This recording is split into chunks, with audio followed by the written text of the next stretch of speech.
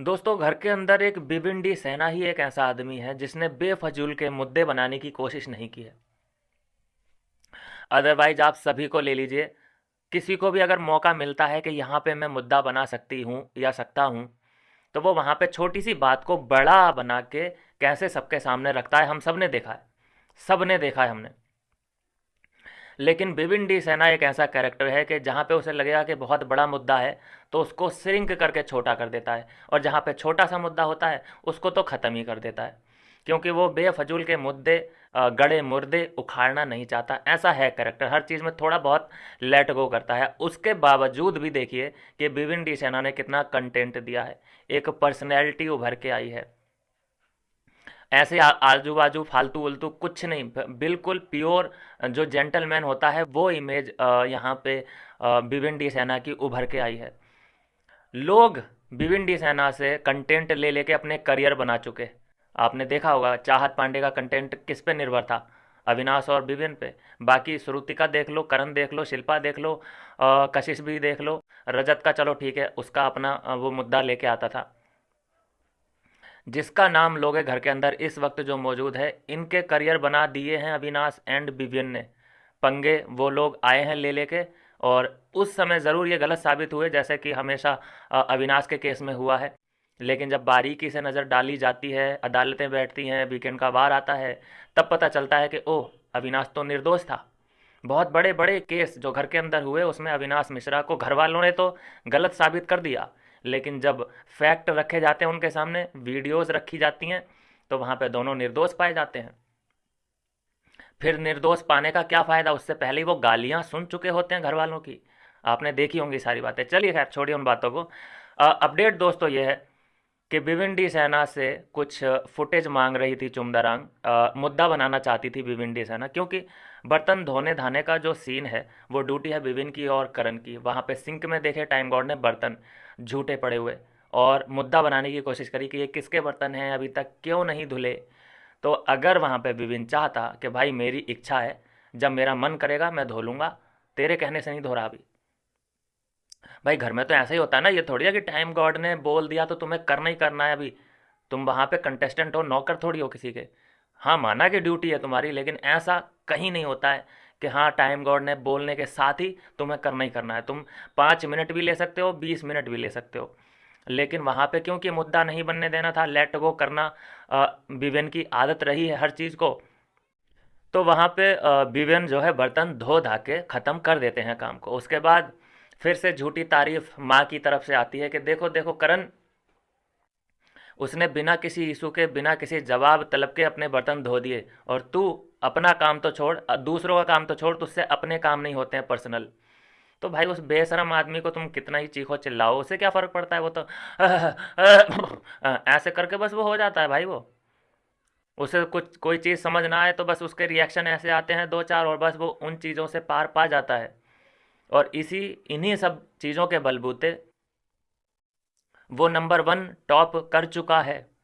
अब यही चीज़ बोली गई यहाँ पे अविनाश के साथ शेयर। अब भाई दोस्त हैं तो शेयर करना बनता है, लेकिन ऐसा माहौल बना दिया है बाहर जनता ने, पीआर टीम ने, कि वो अगर अविनाश से कोई भी बात शेयर करता है विविन, तो उसको नाम दे दिया जाता है चुगली का। तो यही बात विविन और सॉरी अविनाश और ईशा से विविन शेयर करते नज़र आ रहे हैं, जिसमें बाहर जो रिएक्शन आया है वो ये है कि ओ देखो देखो, विविन भी चुगली गैंग में शामिल हो गया। दोस्तों सवाल ये है मेरा कि यार, मुझे ऐसा क्यों लग रहा है कि विविन की जो पीआर टीम है वो कमज़ोर नज़र आ रही है। मतलब टीम है कहाँ, है भी कि नहीं है। भाई इतने बड़े प्लेटफॉर्म पे जा रहे हो, और विविन और अविनाश की मुझे कोई टीम दिखाई नहीं दे रही है। किसी भी प्लेटफॉर्म पे कुछ भी एडिट्स वगैरह जो होते हैं, जो नैरेटिव बनाने होते हैं दुश्मन के खिलाफ, कुछ ऐसा सीन ही दिखाई नहीं दे रहा है भाई। भाई विवेन की टीम और अगर अविनाश की टीम सुन रही हो मुझे, तो आपसे मैं बोलना चाहता हूँ भाई, कुछ कर लो, ठीक है। मुफ्त की सैलरियाँ मत लो, कुछ करके दिखा दो, कुछ दिन रात जागना शुरू करो। सामने वाले दुश्मन का तुम लोग को पता नहीं है कि वो दिन रात जाग के शिफ्टों में काम कर रहा है। एडिट्स पे एडिट्स बना रहे हैं वो लोग, नए नए आइडिया पे काम कर रहे हैं कि हमें कैसे एक एक बात की हमें ऐसे प्रेजेंट करना है जनता के सामने कि करण ही हीरो लगे।